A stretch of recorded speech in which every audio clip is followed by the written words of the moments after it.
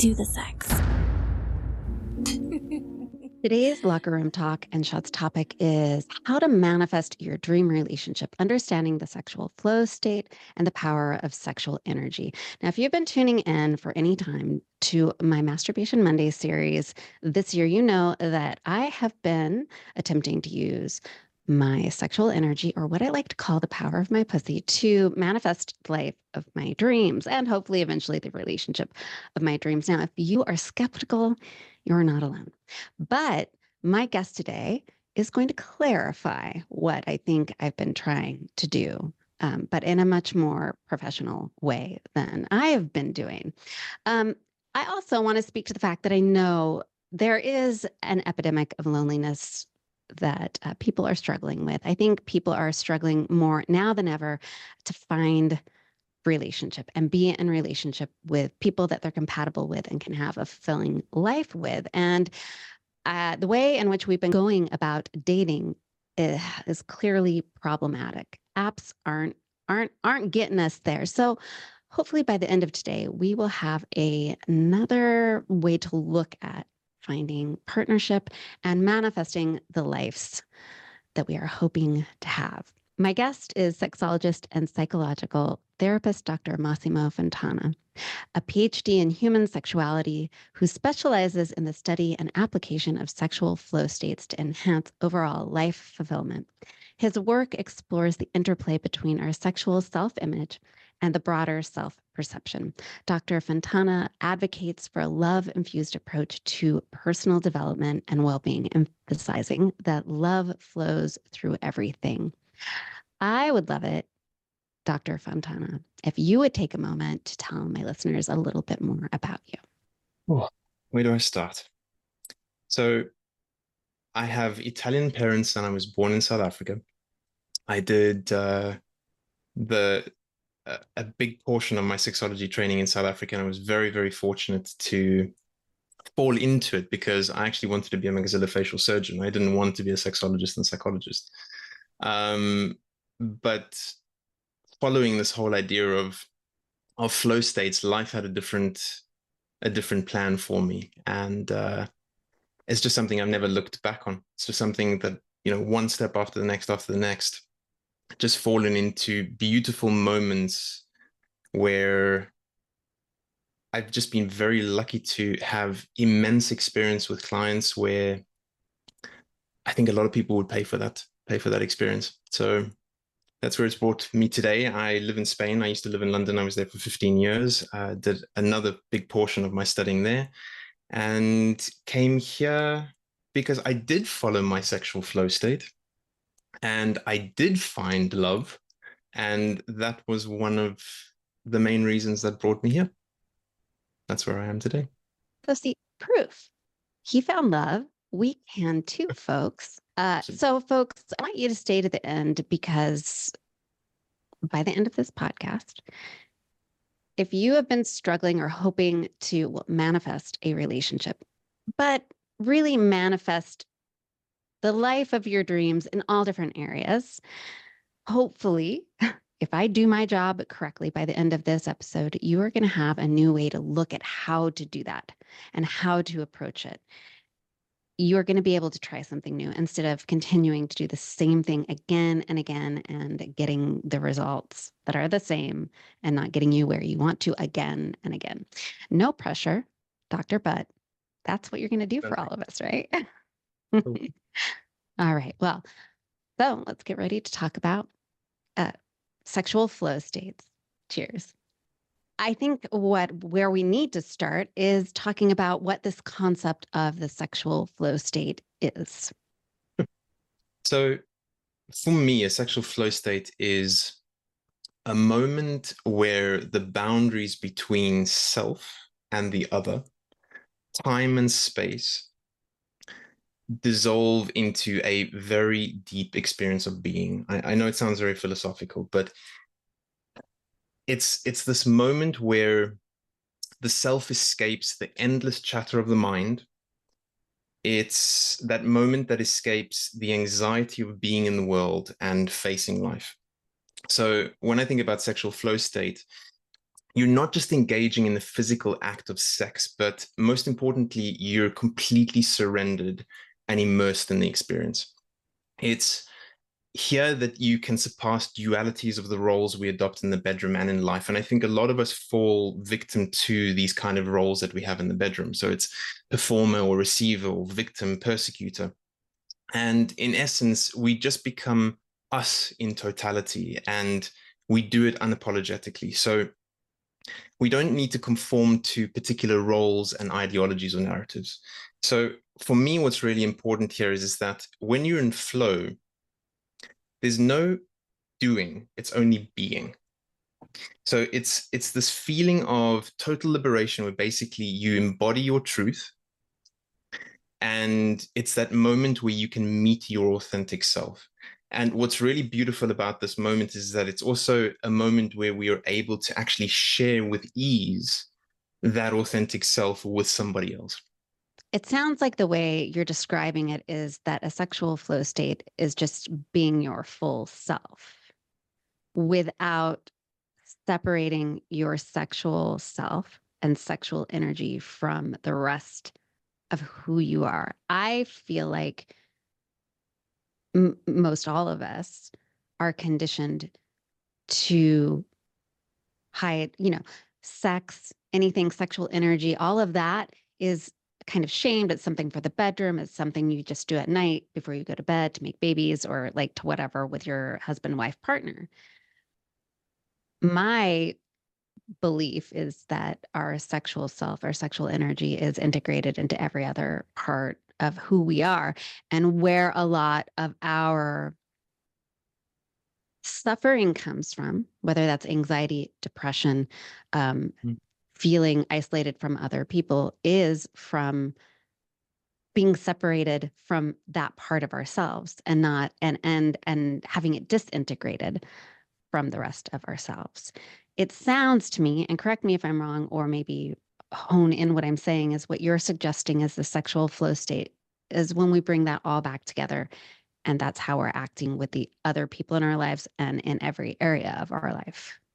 Absolutely, I think your explanation is beautiful, but I think also something that I notice a lot in societies is that we dedicate so much time to these other pillars, and what I mean by that is that my practice is founded on six pillars, and it's your psychology, emotionality, physicality, spirituality, relationality, and your finances. And the funny thing is that most people avoid your relational side or the sexual side of life, and they invest their energies everywhere else. And there's a disconnect because we are our sexual selves in every single moment that we encounter in life.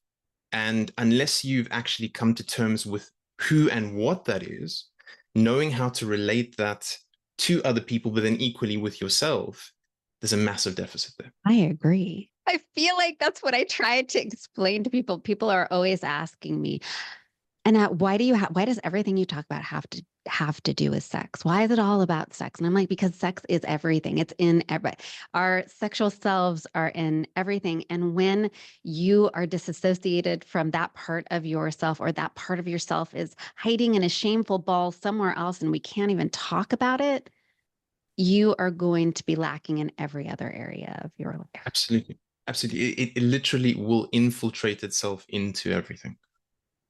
And I would like to say to y'all, a doctor, just somebody with a way more impressive psychological background, educational background than me, just backed me up. So just saying, if y'all needed someone else to agree with me, that just happened.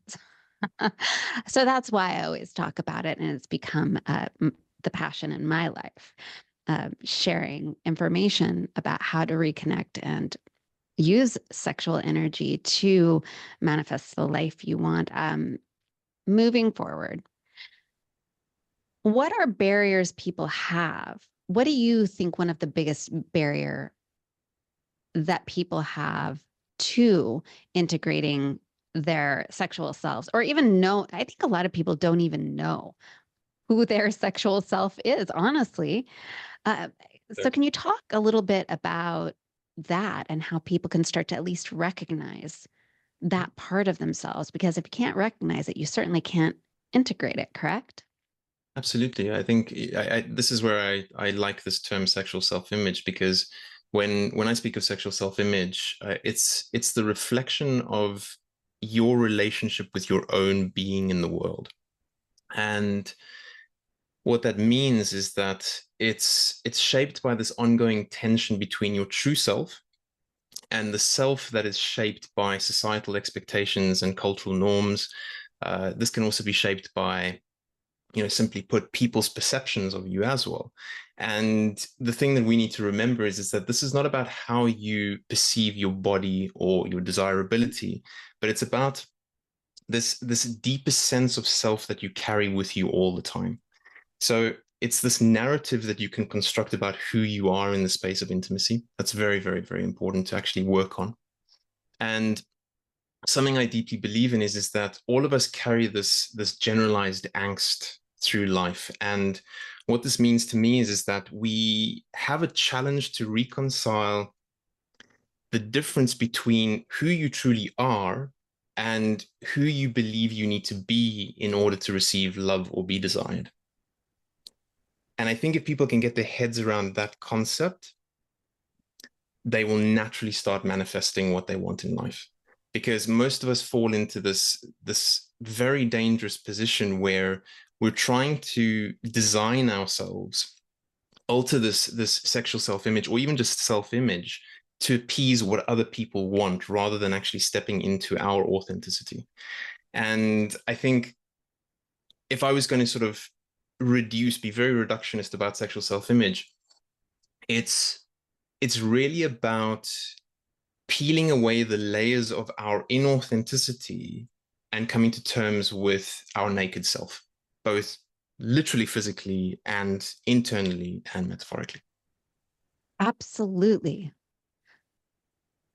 I think something people don't realize is how many layers of inauthenticity from the moment we're born we start to pile on top of you wrap ourselves in really because from the time we're born, we're told it's not okay if you do that as we're acting naturally, right? Or you can't talk about that, or you have to act this way to be good. You must be these things to be good. You must be these things to be desirable, right? You must be these things to be successful. Um, and so the work is, it seems to me, again, always correct me if I'm wrong. What you're saying is to get back to your sexual self, your true sexual self image is just getting back to that authentic self. It is, but I think something that's really, really important that I do as an exercise with a lot of the clients, at least I put it across to them, it's whether they want to do it or not. But um, I, like the six pillars that I was talking about before, felt that it was necessary to reconstruct my narrative that I have around all those areas. And I think once you spend time in actually doing that, do it as an exercise where you write 2 or 3 pages about what is the narrative that you want to retrain within yourself so that you can actually start looking for the experiences outward that validate that. And that is really your true self-image or sexual self-image. And because I think like you're describing, those layers that I think we start putting around us are imposed, what would I call it? It's imposed layers that are not necessarily our own. And even if you're just thinking about it from a perspective of being able to say no, most people don't know how to say no. And that's something fascinating for me. It's like, how are you expected to get what you're wanting in life when you don't even have the ability to say no about something? Can we do a little activity so that listeners maybe can understand this better? Could we use me as an example? What is a way in which, if you and I were talking and you were helping me discover, uncover, realize my true sexual self in order to sort of find that narrative that I want to move forward in dating? I Yeah. look, I am really good about I talk a lot, obviously, about um, sexuality, becoming authentic in your sexual self. My dating life has always been a absolute shit show. I mean, the reality is, like when it comes down to it, I'm in partnership. I don't do so well in partnership with myself. I'm doing great these days, but let's say I come to you and I'm like, I want Hmm. this is, with all my skills, with all of my ability to understand getting back to my authentic self, how can I use a sexual flow state to in my quest to find partnership? Can we do an exercise where we can demonstrate like what that process is of stripping away maybe Yeah. the blocks to the sexual self that are keeping me from manifesting something I want? Absolutely. I mean, I think the first thing that comes to mind for me is that it's understanding how your emotions play out in your body. That's number one. So that's already going to be the first thing that I think causes blockages for us in relationship with ourselves or with other people. So when you're in flow, I like to find myself at a level of neutrality. I like being very neutral. I don't have to be in a position of love or joy or willingness or anything like that. But being very neutral for me means something. So that would be one of the first questions. Where do you feel you are most at peace in your emotional state when you're relating to somebody else? When I'm in a place of like, feel like I'm knowledgeable about what's happening. Okay. So Like I feel very neutral and calm sitting and talking to you and doing interviews, or even when I'm sitting and talking to people out and about, and we're just talking about things that I feel very passionate about. Yeah. Does that make sense? okay, it does. Okay. So let's say for instance there's a person that you're going on a date with. Would you be bold enough to express to them what your desires are Fast or just upfront? upfront? Yes. Okay. What would that question to them or presentation of your desire do in your body? Would you be absolutely at peace and go, my darling, this is what I'm wanting, and be really, really, really at ease with yourself? Or would there be something that starts triggering a sense of maybe anxiety, a bit of closeness?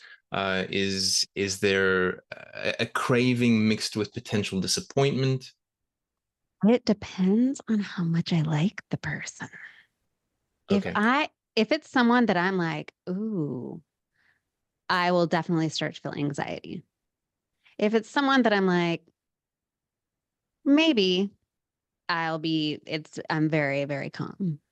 It's So when you it's somebody that I'm like, you know, So you've already created two different dilemmas for yourself where you've created a potential narrative around if I really like this person, I start changing myself and putting myself into more of an anxious state. And when we're in an anxious state, we withdraw rather than open up and step towards the person. yeah, yeah, Okay. absolutely. That's exactly what I do. Okay. Like I So start, and when I'm in relationship with somebody who I really have feelings for, when I feel the love, um, I will start retracting or changing, becoming smaller if it seems to freak them out. If my full self seems to freak them out, I'll start wondering what are they thinking when they're listening to an episode of my right, podcast, right? And so I'll start amazing. in recording, like if I were in love with somebody right now, especially if they were male, I'm bi pansexual. I'd be thinking about what they'd be thinking about, how I'm talking to you, what I'm saying. Whereas if it was somebody that I was kind of like, oh, I like him, but I do what I'm doing right now, which is just talk however the fuck I want to. So So you have this job for yourself to bridge the two things, if that makes sense. Because if I'm on the receiving end of just that information that you've given me, and the person that I'm dating says to me, Massimo, this is how I feel when I'm in love. I start withdrawing. I'm destabilized. I'm all these different things. I have a very, very soft, caring, present approach to deal with something like that. That's not going to spook me out because you've given me the information about your authentic self in that moment, right? But the problem is I think a lot of the time in these kind of relating situations is that we don't voice our vulnerabilities enough. and actually saying this is potentially who I am or something that I'm working through and own that space. So what we create is this dilemma where the other person starts experiencing our anxiety, and unconsciously they start picking this up and start going, well, maybe I'm not in alignment here. I notice all these things. I don't understand why he or she's doing these things. Are they Mm. avoidant? Because now there's this whole attachment style flow in conversations again, which is another story. But we start analyzing what is actually going on that emotional level. So for me, this is where I think most people can actually start using their emotions and breath as an indicator of what is actually going on for them at that particular point. So it's like if you're thinking about anxiety, what is your breath doing in the anxious space? Like it's You're probably holding it here, shorter and right? yeah, up in my throat. Yeah. Right. Tonality starts going up rather than down. There'll probably be some kind of behavioral shaking of head, looking down, looking left. So the reason why I'm saying this is that if we start looking at all the different nuances of behavior that we demonstrate with all of our emotions, this is going to be an amazing sort of entry point to understand how we're relating to this person that's in front of us. And it is interesting you brought up attachment styles because people are so obsessed with attachment styles right now. I'm Mhm. anxiously attached when I really like someone. Supposedly, that's the story I've been given, right? So, but now I can see what I'm doing. Like we just talked about it. What do I what do I do about that using the sexual flow state approach? What would the next step be then to change? Because I'm assuming what you're saying is those things that I'm doing, changing the tonality, withdrawing, are the things that are going to keep me from eventually connecting with the person that I really want to be with? Or is it that when I tell them, hey, when I start really liking someone, here's what I do, that I'm looking for someone that can receive that and say, that's all right. Like, Mhm.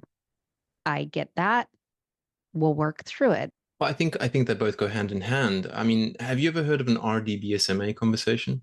Okay, so No. RDBSMA conversation is basically relationship status, desires, boundaries, sexual status, meaning, and aftercare. And what I like about this conversation is that this is a conversation that anybody can have at any point, whether they're in a relationship or meeting someone first off.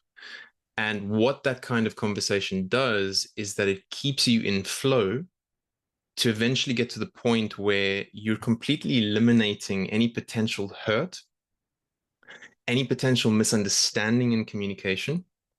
And that really places you in a position of power, because let's say you and I go on a date, right? And I meet you for the first time. And I say to you, look, we're going to have an RDBSMA conversation. And you're going to go, what does that mean? Because more than likely you pick up on the BDSM kind of tonality there. All right. And we're going to start on relationship status. So what is your relationship status? Are you single? Are you partnered? Where do you fall within the spectrum of your sexuality? Are you polyamorous, monogamous? We get that out of the way. If we're in Okay. alignment there, we move on to the next thing.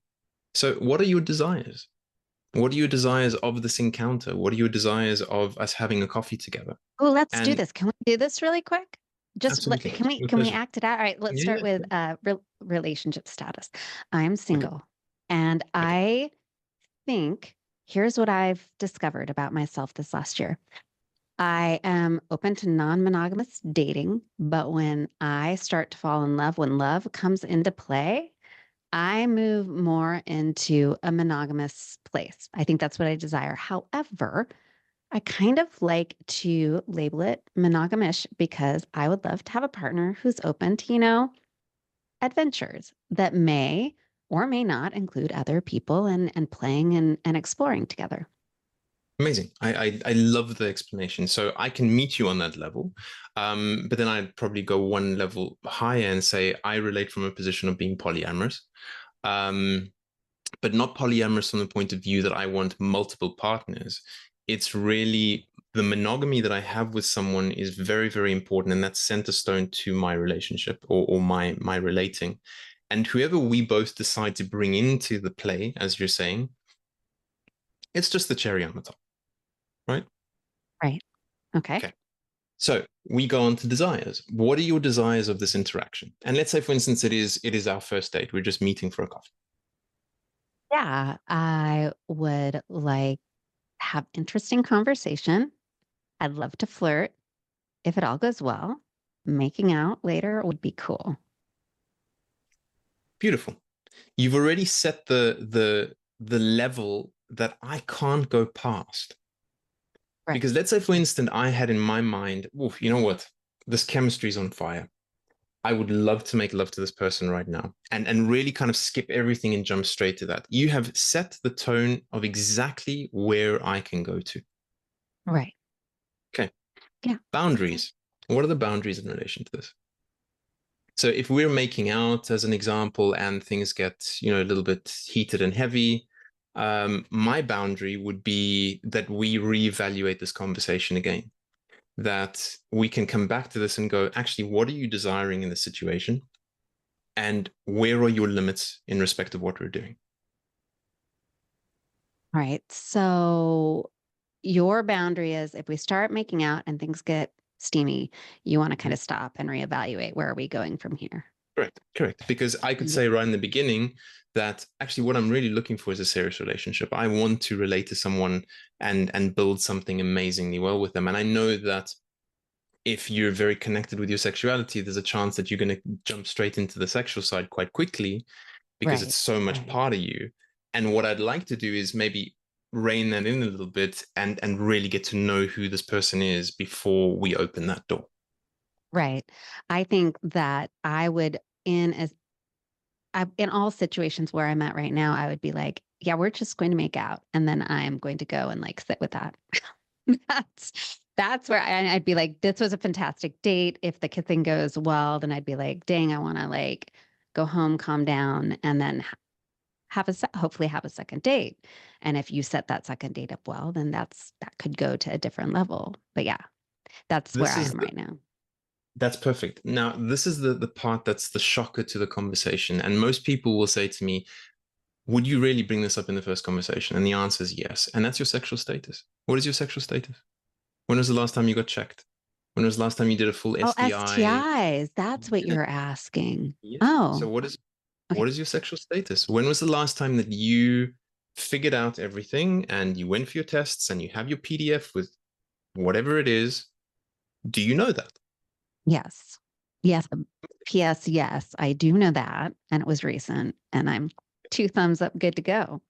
But Amazing. yeah, no, I'm comfortable having that conversation with people. And I actually put a lot of weight on how people react when I bring that up. Perfect. Like That's some people exactly will, like if they get avoidant and their eyes get all shifty and Mhm. stuff like that, I'm like, that. like This wherever is you exactly why. are, like be okay with conversing about it, right? This is exactly why I would use something like that because you hit it on the head. You will see something shifting in that person's behavior. I'm very much a behaviorist, so I'm always looking out for behaviors rather than what's actually said. And if there is something that you want to query, ask it. Ask the question because you don't want to experience the regret when you had the opportunity of actually asking something. So let's say, for instance, someone says to you, actually, I haven't been checked. It's been a long time. My response to something like that would be, well, when we get there, I would very much like to go hand in hand with you to the STI clinic and we can go do it Oh, together. well, God, that's sweet. Now, see, guys, see how well that conversation can go. By the way, people, take note. This is a great move. Like, I think if someone ever said that to me, that would be a check mark in the like, might be a keeper box. Right. But what I mean, looking at it from another perspective, what you're actually doing there is each step of this conversation is creating safety. And that's Yeah, and and that's trust. Yeah, fundamentally that's what it is. huge. You're Yeah. right. That because one of the things that I have learned, and I want to continue on this conversation because I think this is a great activity for listeners to be able to take away from this. But one thing that I have discovered that is super important to me that I'm absolutely going to need in a relationship in the future is to feel secure. it's like to feel secure, truly secure with someone. It's something I've recognized that I have not ever truly had in a relationship. So my job right now is to figure out what are the things that make me feel secure. And the minute you said that kind of approach to, if you're going to ask me to do something, especially medical or, going to the doctor, which dysregulates me immediately as part of my own past trauma, like going to the doctor, stuff like that is just nerve wracking to me. I do it, I take care of myself, but having someone that's like, hey, I'm going to ask you to do this thing, but I'm happy to like plan time to do that with you or be there for you, whether it's on a call or, that is a trust building, a security building move from my perspective. This gets deeper. So now it's a question of meaning, M for meaning, right? So what does it mean to you that we're having this date?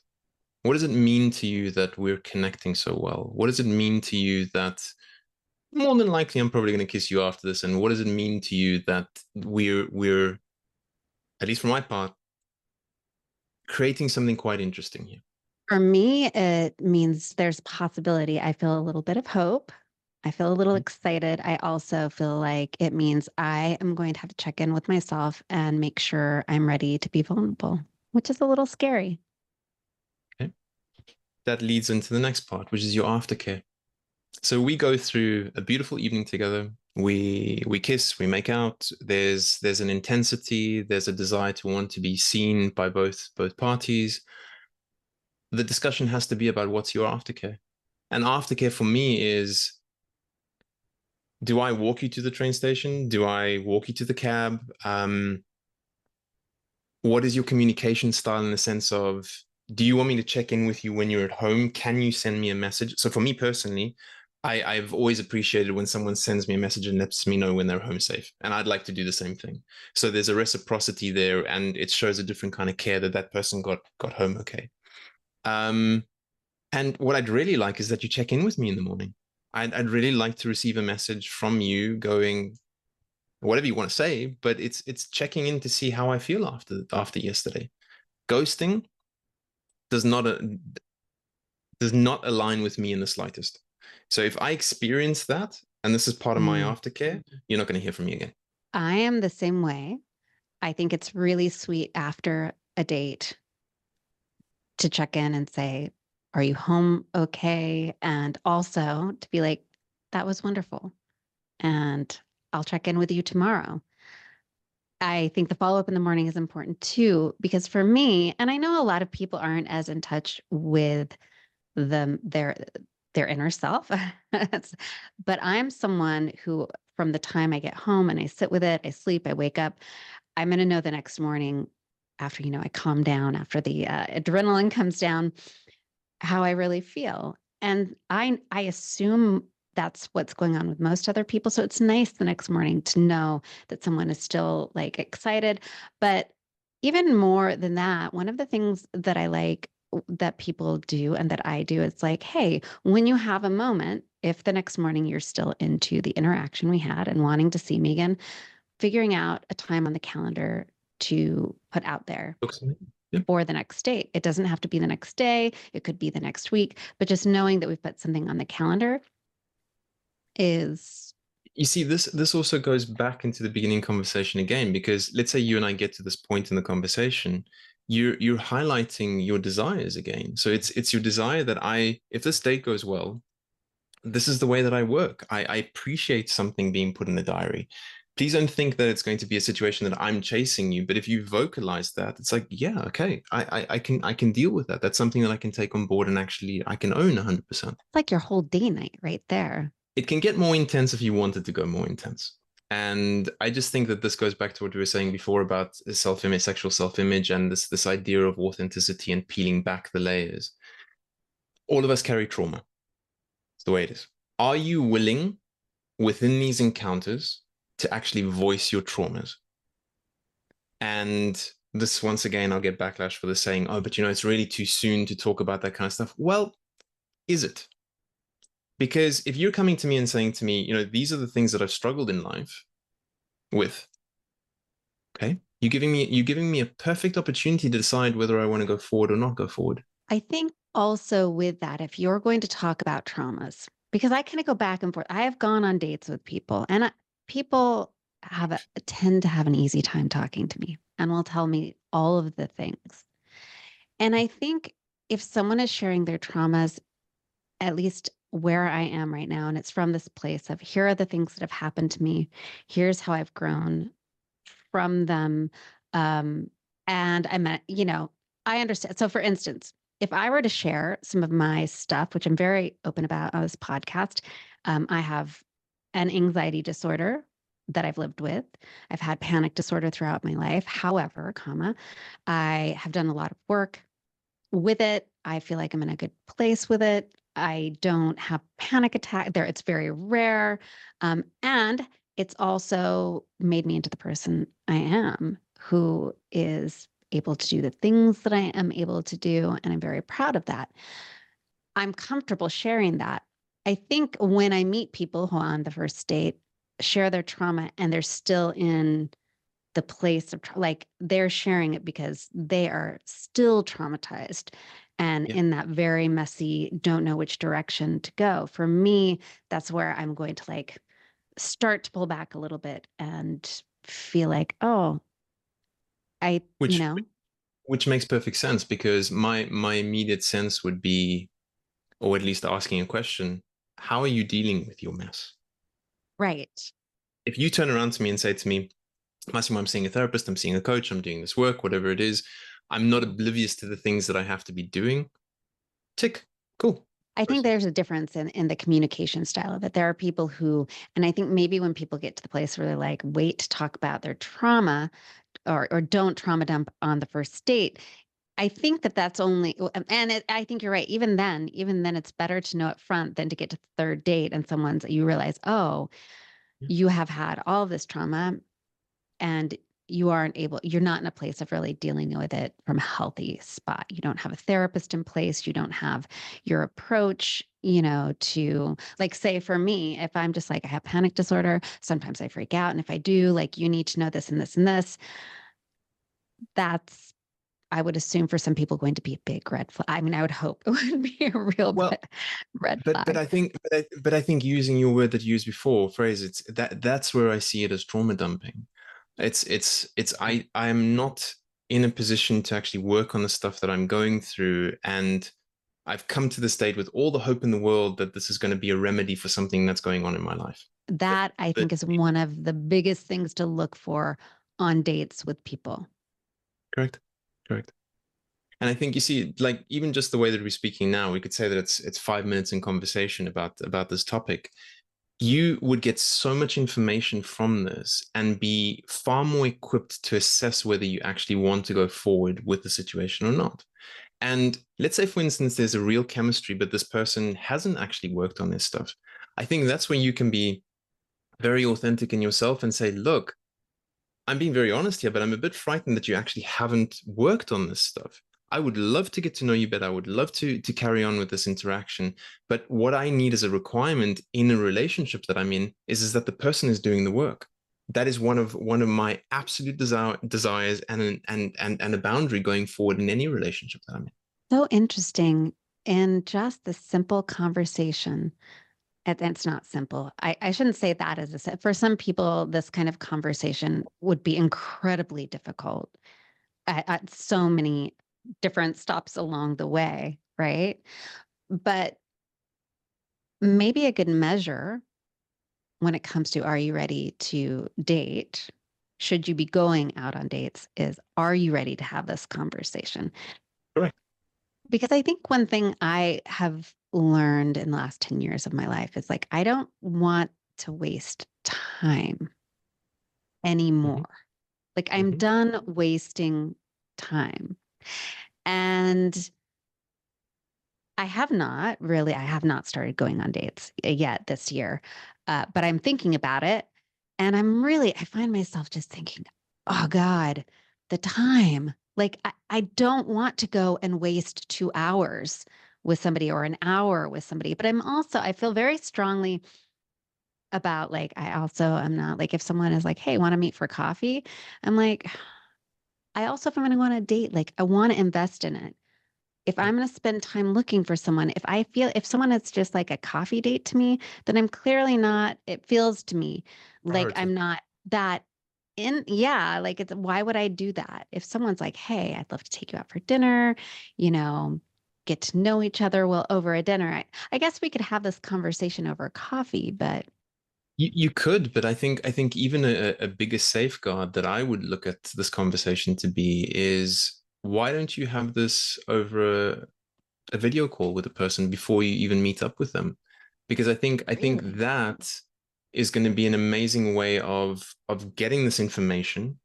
You have your half an hour conversation with the person. You see the energy that they're bringing to that conversation. At the end of it, then you decide, actually, do I really want to meet up with this person or not? do you feel like so this is fascinating to me because I have had people ask to meet over like a video. And I'm just like, I feel like I can't assess people as well over video. Like, I think you and I are used to this Yeah. kind of thing. But do you really think you can assess chemistry with someone that way? Like, what if they've got a bad background and you're like, ugh, or, I don't know.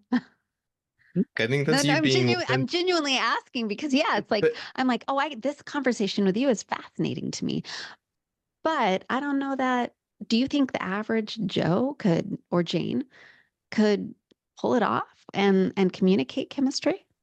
I think they could. I really think they could. But I think the things that they need to be looking out for are the nuances in the behavior. That's all. It's not necessarily what the person is saying, but it's like, what is the feel that I'm experiencing from you? What am I experiencing in my body emotionally while we're having this conversation? There's always going to be some kind of transference that's happening.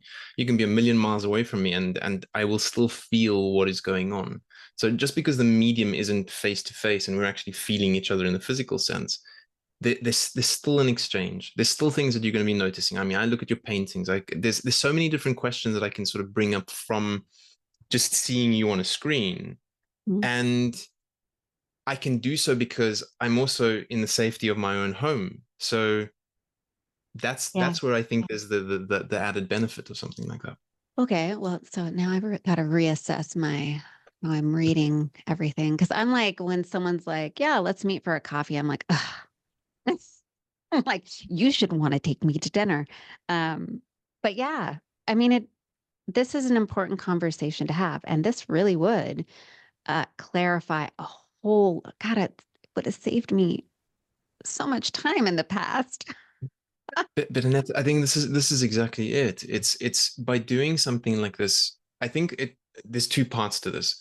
The first part, can you actually have this conversation with yourself? That's number one. Are you going to feel triggered with all of these different words that come up just by having that conversation with yourself? That in itself is going to say to me, are you ready to actually go on a date with someone? Because if you can't speak about your traumas or you get to the trauma point or you can't speak about your needs, what you're actually wanting in terms of aftercare, these are points that you really need to reevaluate. And if we're going back to, the core of the conversation about sexual flow states, if you can't answer these questions, you are not in flow. So you can't expect putting yourself in a situation with somebody else that is interested in you that you are going to be showing the best version of yourself in that situation. Yeah, and you know what's interesting to me? One of the most sort of impactful parts of that conversation is the aftercare.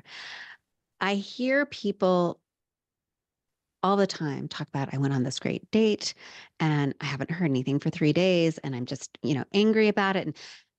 But we don't typically just say to someone, "Hey, if this goes well, here's what I like after a date. Here's what will show me you want to move forward, or here's what I need." We expect people to just know that. And the reality is, I feel like a lot of people approach dating from there, you know, there's just a lot of gaming. There's a lot of like, if I call too soon, they're going to think this about me.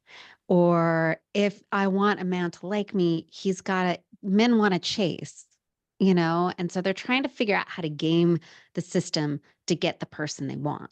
So let me give you an example here. So I think part of this is also about volunteering information about you because if I go on a date with someone, I'm going to probably at some point say to them, look, I'm quite an intense communicator in the sense that I love to message, I love to feel engaged.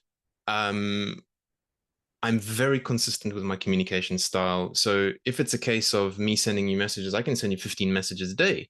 I can also FaceTime you twice a day if you really want to. It's because I truly, truly, truly want to get to know this person. And this is an intensity that you can experience from me throughout our relationship. This is not going to be a 1 month spiel and then it's going to be something entirely different afterwards. I guess what I'm putting across is that you'll probably get some kind of feedback to that. And the feedback, let's say, maybe, oh, I don't really text that much. My darling, as much as it's been a pleasure to meet you, that's not going to work for me. Like, I would be afraid because I'm also like you. Like, once I have connected and I'm like, all right, this is something I'm Keep it interested going. in. I'm a consistent communicator too. And I'm a writer. I like texts. I love the communication. For me, that's like a love language. But I do think I'm a little self-conscious about communicating that with someone that I'm interested in because I'm like, does it read as needy? Well, maybe if it does, then that's not the person I need to be interacting. These are the what I'm saying to you is these are the questions that start to come up in my mind. Like, oh, if I say that's what I want, or if it dysregulates me because now I'm interacting with this person and for the first 2 days, we texted a lot. Now 2 days go by and I've heard Jack, or it's been one answer responses. I read that as a change in communication, but I also don't Which communicate. Hey, this is how I communicate. If that's going to be a problem, we should probably. which I think there's also a lot of information that you're also being given there, in the sense that what I find with a lot of people is that we're terrified to just ask the question. It's like, I've noticed a behavior change that you haven't messaged after these 2 days. It's not me being needy, or maybe it is needy. It's more a question of, I like to feel safe with the person that I'm relating to, so I need some clarification as to what is going on for you, right? That opens up another conversation. It's like, how willing are you to present whatever's going on in your life so that I'm aware of that? Because if you say to me, look, Massimo, I'm working flat out from 8 o'clock in the morning until 10 o'clock at night. You're only going to hear from me at 10 o'clock at night. Cool. Carry on with your day. I've said to people, I noticed change in our communication. Like, what's going on? And then either people will be honest and say, "Oh, I'm so sorry I was working XYZ," or it will be like, "It's not a big deal. Like, I texted you yesterday." You'll get that sort of gaslighty, I guess I could phrase it like that. Or what do you do with that? You see, this for me, I think goes back to my sexual self-image. And when you've done a lot of work peeling back those layers and you've met your authentic self and you know how you want to be met and treated, you're not going to accept shit. Yeah. And I think people need to be called out on that. Is that, if you are not receiving what you feel you're needing to receive in a relationship or an interaction, voice it, because there's a saying that goes, always leave someone better off than when you met them first. And I think that is where it comes from, a nice integrous place where you're going, look, this is not going to work in any relationship with you going forward. So I'm flagging this up from the kindness of my Mhm. heart. For me, this is not going to work. And I think that's where a lot of people end up in a toxic cycle with somebody because someone gives them the sign, they read it, they call it out, the person answers it in a way that's not acceptable, and then they keep trying to make it work somehow, right? Instead of just saying, all right, like this isn't how I want to be in communication with the person I'm seeing, so i'm gonna I'm gonna let it go. I think this would open up a whole different conversation as well, but it's our relationship with endings. And I think this is where I think our or most of our angst is deeply rooted in that. It's the fear of ending. So, if you can confront that ending and go, okay, it's had its life cycle. I have to appreciate everything I've taken from the situation. If I'm looking at the relationship as, how has this served me? You're far more forgiving to the end coming. I think one of the big things I've discovered this year as I've sat with myself and then had experiences, a I don't think I really knew what I wanted. I knew, and when I say that, I think about it in my like, I'm a very like creative thinking out here person. So I had ideas about like things I wanted, but I didn't like hone in and really nail down what I wanted, what need in connection with someone else, and where the hard no's are. And this year I've been like, oh, I can now, you start to, when you sit with yourself and then you start being honest with who you really are and being proud of that. Like, I think there's a lot of shame around our authentic selves, right? Like as we were having this conversation, me talking about like the aftercare I want, like I had some shame around that and feeling like, oh, that makes me needy. And it's nothing to be shameful of. It's how I am. And I'm looking for someone else who wants that as well and is okay with that. And they're going to look at that and go, that's fantastic. That's what I want. It makes me feel secure too. So I think that what I hear you saying in this conversation, or what's resonating with me, and again, you can always correct me if I'm off base, is that you, the process is really reconnecting with your authentic self as much as you can. Like that's an ongoing forever process, I would imagine. I'm still in it. And then honoring it in relationship. And in this conversation you have while you're dating, you can pretty quickly figure out, at least on some level, if the person you're sitting across from is going to be in alignment with your authentic self or honor that part of you. I think something that's also incredibly helpful when you have these conversations with people is identifying where you are in your emotional scale. So it's like if I'm anxious and I'm meeting you on an anxious level, my perception of the world is through anxious glasses, if that makes sense. Whereas if I'm very comfortable with myself, I'm seeing the world from a very courageous place or maybe a neutral place, could be even a loving place. So the whole interaction changes just from the perspective of where I am emotionally in the situation.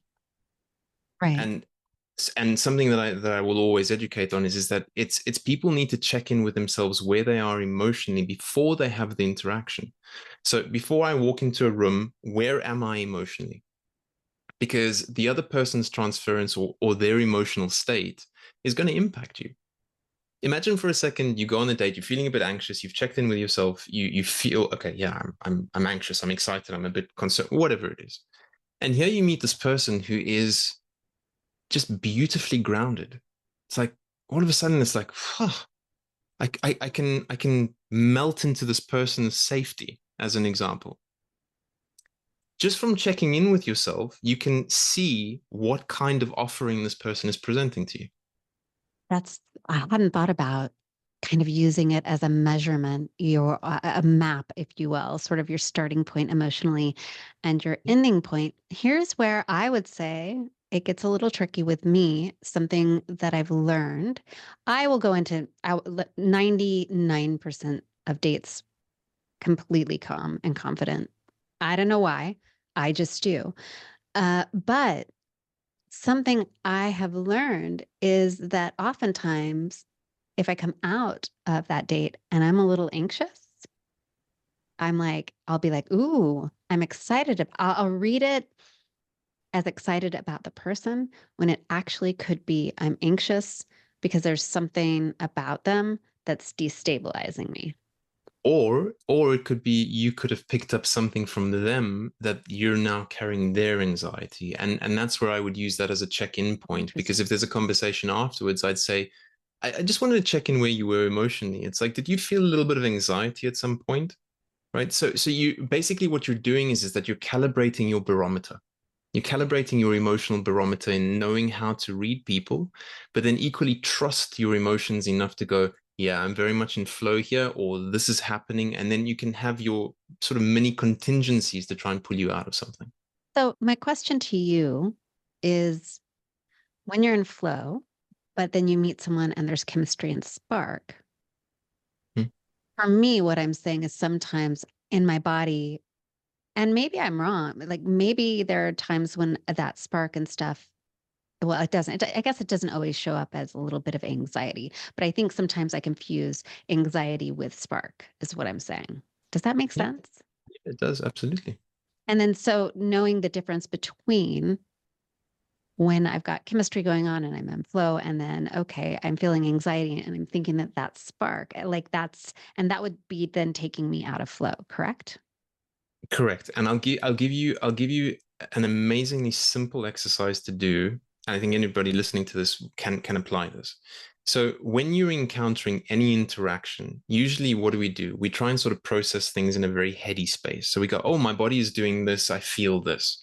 Break it down into four parts. What is my head saying? What is my heart saying? What is my intuition saying? And what is my sacred space saying? That's pussy. And if you're getting fanny flutters, I learned this term the other day from Panties. someone incredible. But if you're getting that and it's only that, a lot of us are driven by our sacred space. Sometimes that happens. But I think when you're negotiating with yourself and you can honor that, that's when you can sort of start bringing it up and actually say, well, am I in alignment with my intuition? Am I in alignment with my heart? And am I in alignment with my head? If everything is in alignment, amazing. Go forward.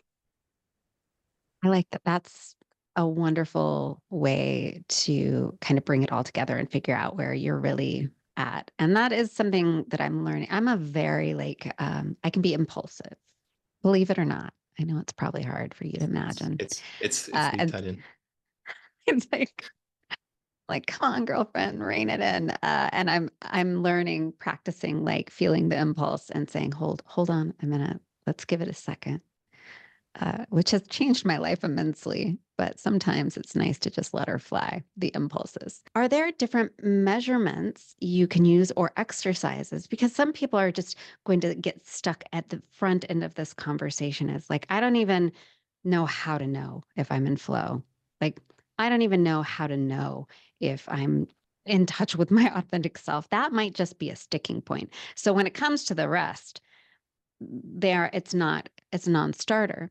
What are some signs and activities or approaches people can use to start discovering what that is, how they can start the journey towards identifying their sexual selves and then integrating? Perfect. Amazing question. I think as a starting point, you'll find that most people will have some kind of avoidance towards their own sexuality and being with their sexual self. So I would always say that's the starting point. Look at your week. Look at how you've created space for your self practice. More than likely, you haven't created any space for that self practice. Get yourself into that. Really see what comes up for yourself.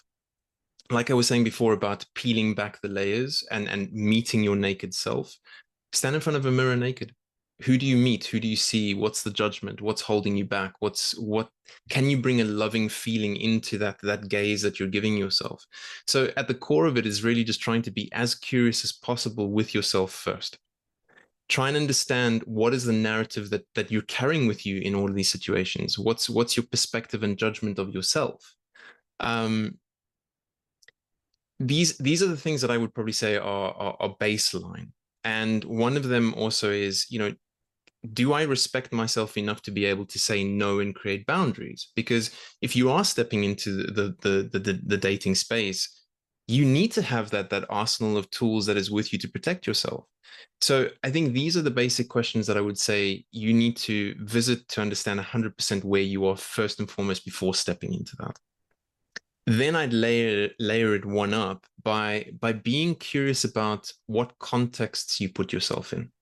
So how do you feel when you go to yoga? How do you feel when you go and do a bit of breath work? How do you feel when you're around certain people? How do they leave you feeling emotionally? Do you feel, wow, I've met my best friend and we were in conversation and it was just an absolute flow because my heart space was open? You're in flow. It's just a question of now that becomes a transferable skill of how do you take that experience, do the same things that you were doing on a behavioral and an emotional level and equally a thinking level, and then apply it to something else. I feel like that's a great starting point. That's something that people can relate to, right?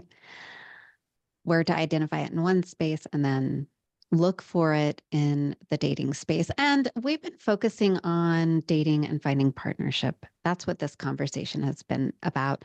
But this can be applied to every other area of your life. Everything. Absolutely. Because I think when you how do I put this? When you are hugely tapped into your sexual energy, and I'll explain it from uh, a masculine position in the sense of if I don't want to penetrate everything that walks, right? And I'm seeing the feminine as a source of inspiration to me. It's like, oh my God, she's beautiful. She's beautiful. That's beautiful. Mother Nature is beautiful. And I take that energy that starts building up within me and I start applying that to something that I want to create, you become unstoppable.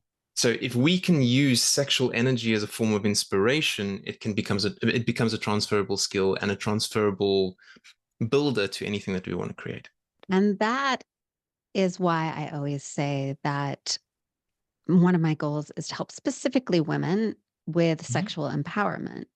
And Yeah. what that means is using your sexual energy to create the life around you, to do the things that you want to do. Because when you're cut off from it, you're disempowered. When you're shameful, when you feel shame around it, you are disempowered. A very simple question that I could ask 90% of women, and you're probably going to get some resistance to this, is actually, have you ever looked at your vulva? Have you spent time looking and adoring yourself? That is, in my head, a gateway to heaven, right? Have you actually spent the time looking at what you've been given? And even worse than that is oftentimes when women do, they report back feeling like it's gross and ugly. And I one woman did a monologue about her pussy and equated it to a naked mole rat. And I was like, why do you feel that way about your own like such a powerful part of your own body? I can give you an answer to that Makes me because sad. because more than likely she hasn't allowed herself to experience pleasure. And the second she connects pleasure with her part of the body, that's when that mindset can start changing. Right.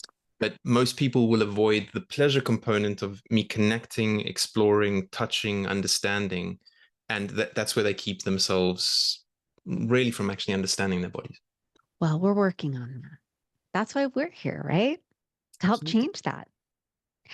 I want to thank you so much for this conversation. I know I learned a lot today, and I feel like it's get ready, dating world. Here I come. And I'm armed with a good conversation. So thank you so much for that. Any final thoughts you want to leave my listeners with? One of my favorite sayings is love flows through everything. And I think it's really important to try bring yourself to a loving space in everything that you do. Because the minute you can connect with love of self, love of the world that you're in, love of the moment, and there's always shitty moments, but the second you can connect with there is love everywhere, it just makes things a little bit easier. Thank you. Thank you for sharing that. And can you tell my listeners where they can find you if they want to get in touch with you? So the two, well, three best places would be my website, massimo.love. Instagram is Dr. Massimo Fontana, and TikTok is equally Dr. Massimo Fontana. So you can go there, you can find out more about him. I know that you have some books that they can check out. You have I offerings. have I have a lot of offerings on the website in terms of, and one of them is called the comprehensive compatibility matrix. And if you really want to find the person that you want to be dating, work through the workbook, you will find the answers. Perfect. All right. Listeners, you know, if you have any questions, comments, you can head to my YouTube channel, which is at Talk Sex with Annette. You can drop your comment in the comment section of this video. If you are only on audio, you can scroll down, you can click on the link to my speak pipe and send me a voicemail, or you can contact me at Annette at talksexwithannette.com. And thank you for joining me. I And I thank you appreciate for you. having me. It's been beautiful. Thank you. It has been. And to my listeners, Do the I'll see you sex. in the locker room. Cheers.